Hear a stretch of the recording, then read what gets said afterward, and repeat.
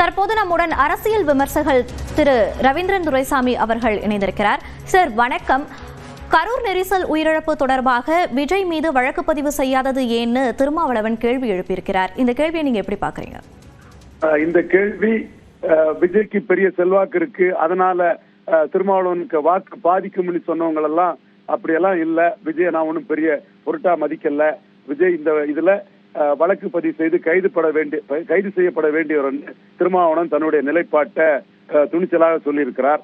அதுல விஜய் சட்டத்துக்கு அப்பா மேலானவர் அல்ல என்ற கருத்தையும் திருமாவளவன் இதனை வெளிப்படுத்துகிறார். இதுல நாம தெளிவா இன்னும் பார்க்க வேண்டியது என்னன்னா, எந்த ஒரு கட்சி தலைவரும் தன் தொண்டர்கள் சாகணும்னு நினைக்க மாட்டாங்கன்னு ஏற்கனவே தமிழக முதல்வர் ஒரு கருத்தை சொல்லியிருக்கிறாரு.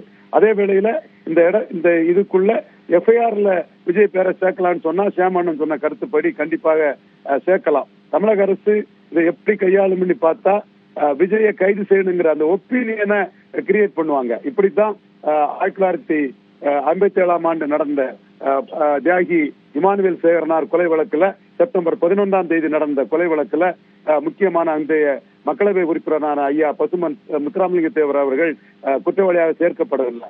ஆனா அரசியல் கட்சிகள் அவரை கைது செய்ய வேண்டும் என்ற ஒரு ஒப்பீனியனை பல கட்சிகளும் பெரியார் உட்பட பலரும் சொல்லும் போது இறுதியில் அரசாங்கம் அந்த விஷயத்தை பார்த்து கொண்டிருக்கும் போது பப்ளிக் ஒப்பீனியனை மதிச்சு அக்யூஸ்டா சேர்த்தாங்க. அதே மாதிரி விஜய் தொடர்பாக விஜயின் பொறுப்பற்ற தன்மை தான், நெக்லிஜென்ஸ் தான் இதற்கு காரணம் என்ற ஒரு பப்ளிக் ஒப்பீனியன் உருவாக வேண்டும் என்று திருமாவளவன் முயற்சி பண்ணுகிறார்.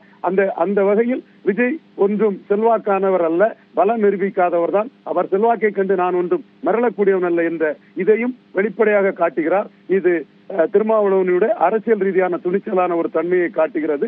இது தொடர்பாக பப்ளிக் ஒப்பீனியன் எப்படி கிரியேட் ஆகிறது என்பதை பொறுத்தே தமிழக அரசின் காவல்துறையின் நடவடிக்கை இருக்கும் என கருதுகிறேன். இணைப்பில் வந்தவங்களுடைய கருத்துக்களை பகிர்ந்தமைக்கு நன்றி திரு ரவீந்திரன் துரைசாமி.